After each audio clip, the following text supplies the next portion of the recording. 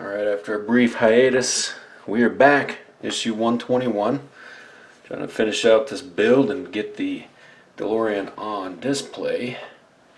This may be the easiest of them all. We got the left reactor cowl, and we have a pipe. So,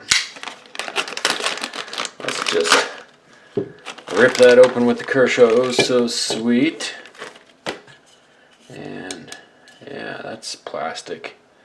Out of all the things, I should have made that metal, but okay. Oh yes. And we got our pipe.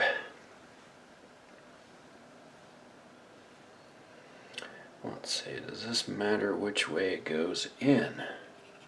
Yeah, I think it goes in like that.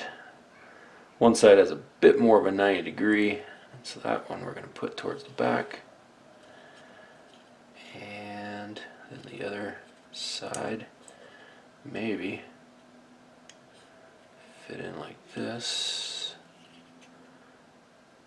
And it's almost like too big. It's almost too big. It's kind of got a